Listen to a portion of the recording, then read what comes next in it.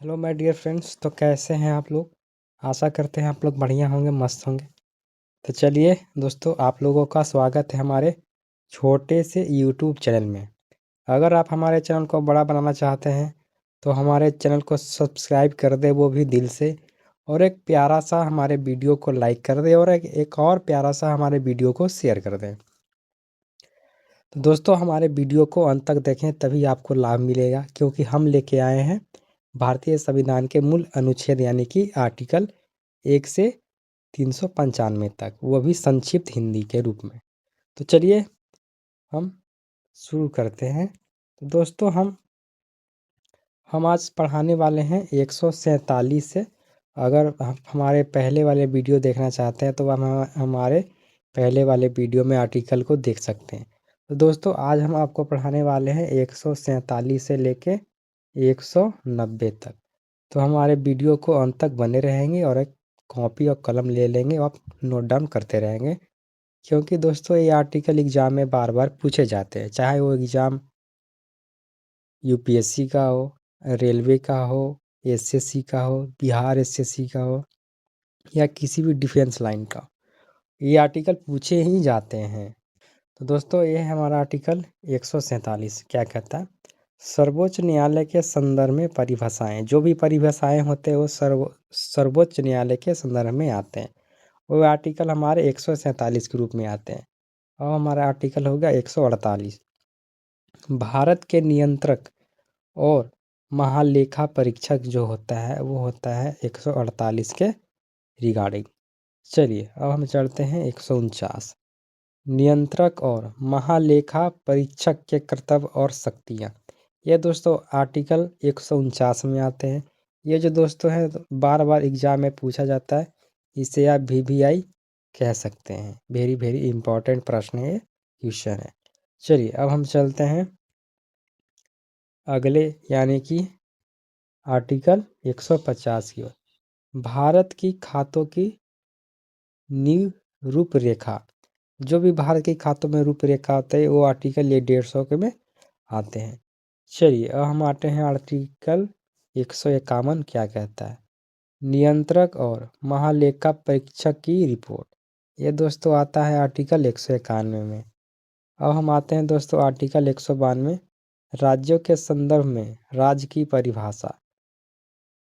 जो भी राज्य की परिभाषा होती है वो राज्यों के संदर्भ में होती है। ये आर्टिकल 192 के रिगार्डिंग आता है। अब हम आते हैं आर्टिकल 153। राज्यों में राज्यपाल का पद। जो भी राज्यपाल का पद होता है राज्यों में, वो आर्टिकल 153 के रिगार्डिंग आता है। चलिए अब हम आते हैं आर्टिकल 154। राज्य की कार्यपालिका शक्ति का राज्यपाल में निहित होना।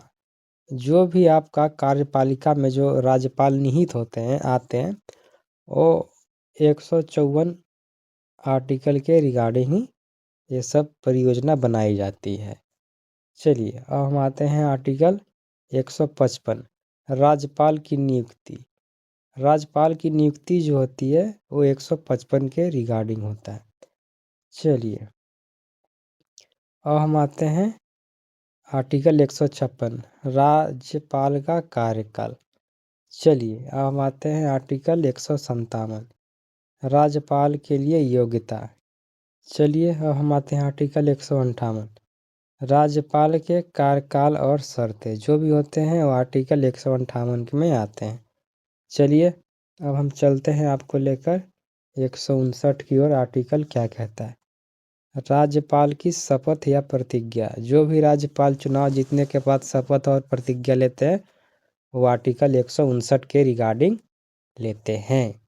चलिए अब हम आते हैं आर्टिकल 160। क्या कहता है?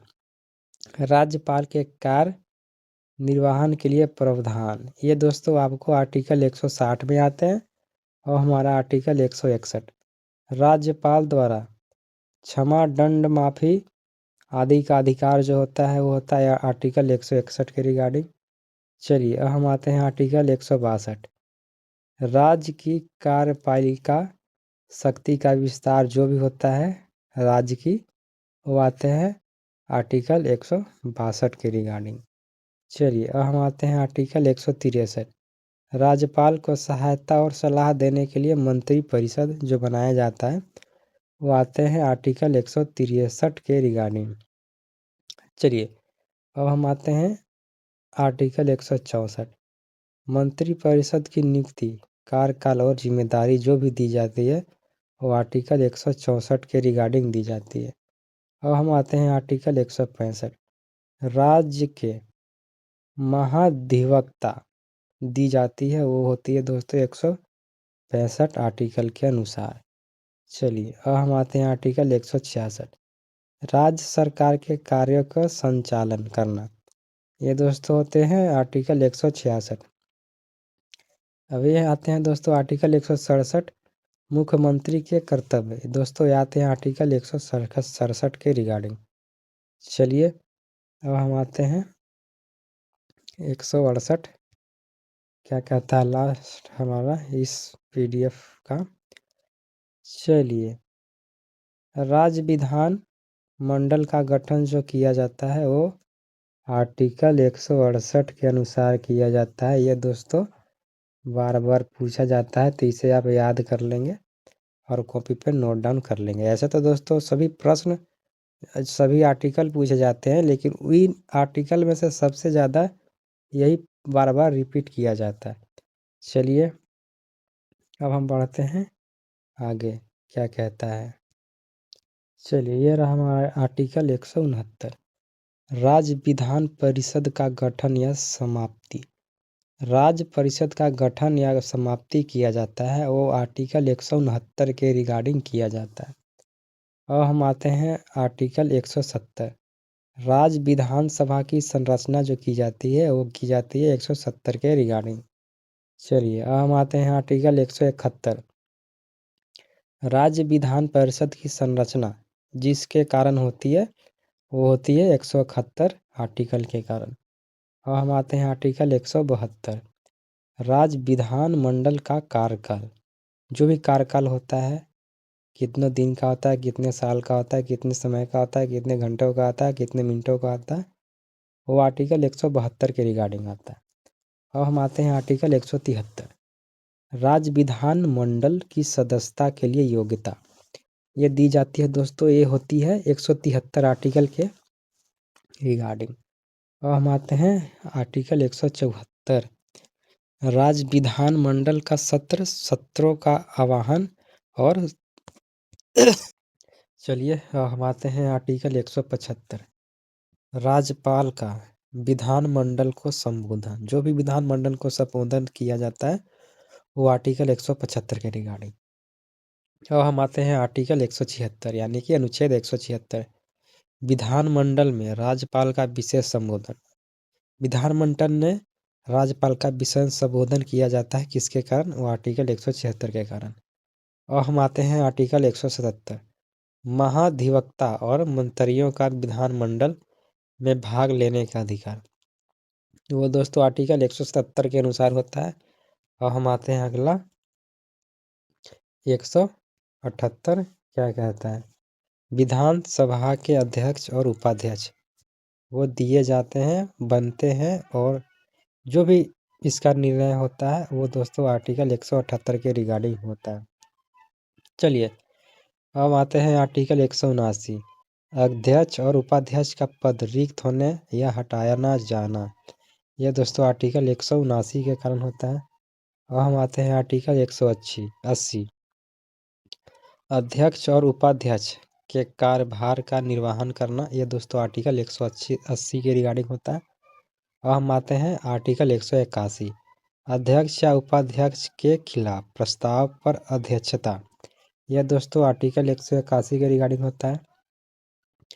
अब हम आते हैं अनुच्छेद 182 यानी कि आर्टिकल 182 विधान परिषद के अध्यक्ष और उपाध्यक्ष, यह दोस्तों आर्टिकल 182 के रिगार्डिंग।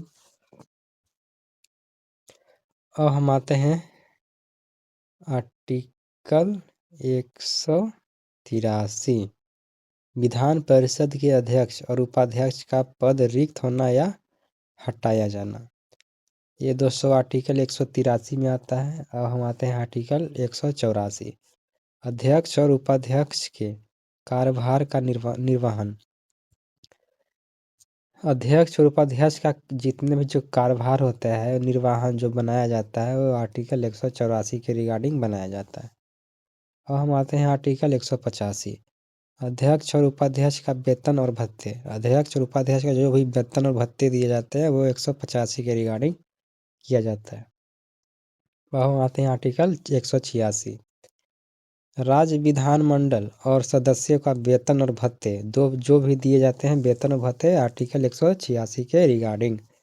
चलिए अब हम आते हैं आर्टिकल 187। राज्य विधानमंडल का सचिवालय।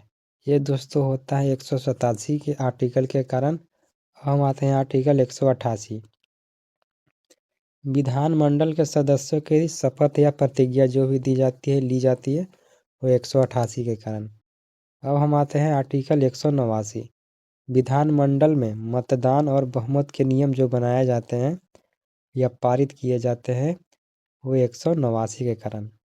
अब हमारा आर्टिकल 190 आया और इस वीडियो का लास्ट आर्टिकल 190। विधानमंडल की सदस्यता छोड़ने या अयोग्यता पर सीट का रिक्त होना। यह दोस्तों 190 के कारण आर्टिकल के कारण होता है।